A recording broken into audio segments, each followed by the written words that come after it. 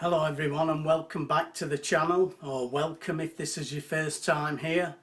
I've got a very short lesson for you today on triads. Now a while back I did a video on basic triads, major triads, minor triads. These are just simple 3-note chords made from within our open E, A and D chords. Very easy stuff. Showed you how you can use these to play simple 1-4-5 progressions. So today we're going to look at some more triads, and I'm only going to be working in pretty much in one key today, the key of A major, but I'm going to show you some different types of triads that you can use. I'm sure you'll find them helpful. Before we do that, if I could just ask you or remind you, please subscribe to the channel. If you get anything useful out of it, that will help me keep going. And give me a comment, a share, ask me a question, whatever, all that good stuff. So let's go to a close-up and let me show you some different types of triads that you can create from your sort of standard open chords and bar chords. So I'm going to be working in one position. I'm going to go through these really quickly. We're going to be working in this 5th position in A major.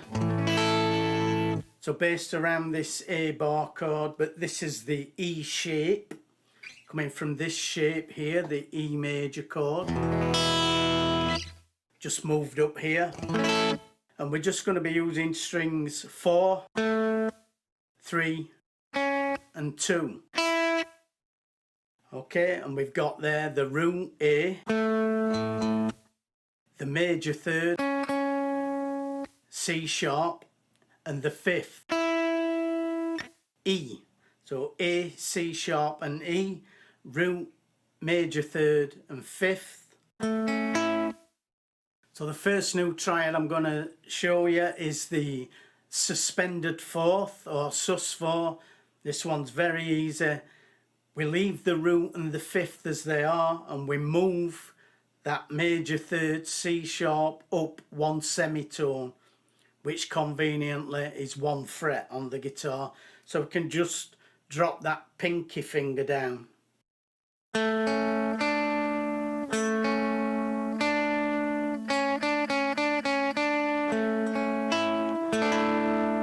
And that's what it sounds like.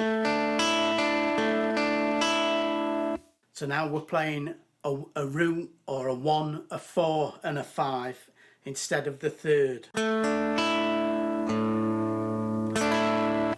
Great sounding chords, used everywhere in music.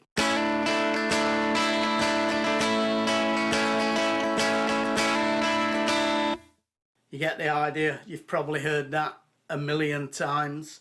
So that's the sus4. Then we've got the suspended 2nd. This one's a bit trickier in this position. We have to move the fingers. So with this one, we're going to move that major 3rd again and leave the roots and the 5th as they are. So we're going to this time move it down a whole step, which is 2 frets. We're going to move down from C sharp to B, and that gives us this.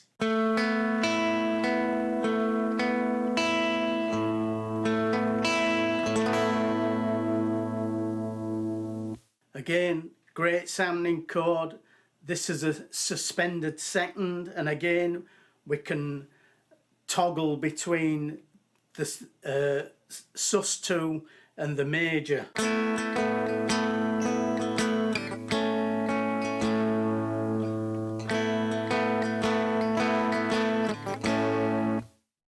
Bit more difficult in this position because we've actually got to change the fingers around, but again you get the idea.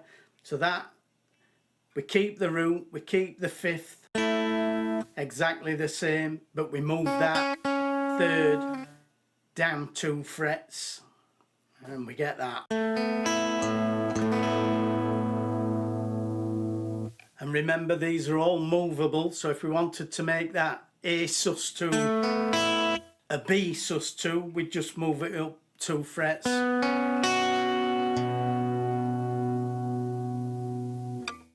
So they're all movable, these. Right, let's have a look at the next one. Go back to our major root, major 3rd, 5th. All we're going to do this time, we're going to leave the root and the 3rd as they are, but we're going to move the 5th up 1 semitone or 1 fret. That gives us, sorry.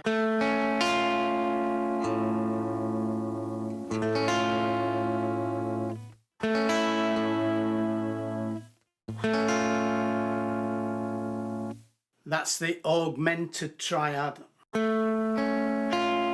So there we've got root, major 3rd and sharp 5th or raised 5th. And that will resolve really nicely to just the major chord.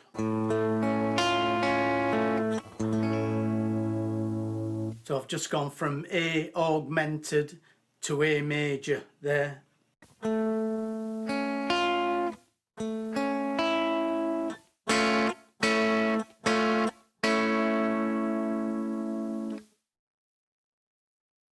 So again, experiment with that in the other positions as well. Use the A shape down here. Use the A shape up here as a D shape. Remember, it's the 5th this time, the E, that we raise 1 semitone. So to play that up here, E is here. So that's the note we would move. Okay, so we'd simply move that.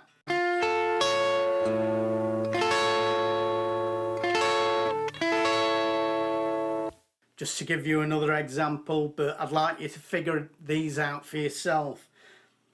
So that's the augmented triad. We just raise that 5th, 1 semitone, then we go back to major again. The last one I'm going to show you is the diminished triad. And this one, we keep the root note where it is. And you'll notice I've changed here to my pinky finger from the 3rd. That's because we're now going to move the 3rd, major 3rd and the 5th. We're going to move both of these down a half step. So down 1 semitone or down 1 fret on a guitar. So there's our major. Move it down, move these 2 down 1 fret, keep that where it is, and we get.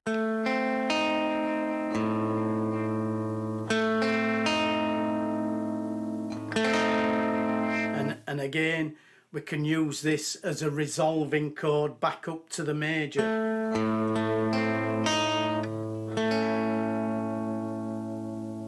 That's one simple use for it. Many other uses for these diminished and augmented triads, which I'm not going to go into today because I just wanted this to be a very quick lesson.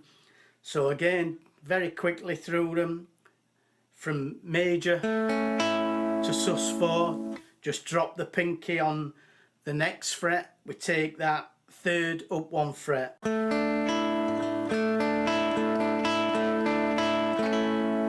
That's the sus4. Sus2, we take that major 3rd down 2 frets, so down a whole step.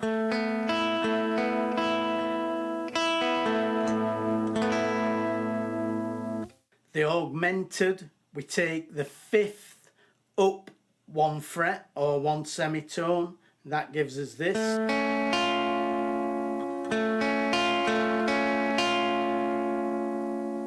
And then finally, the diminished triad, we take the 3rd and the 5th down 1 semitone or 1 fret.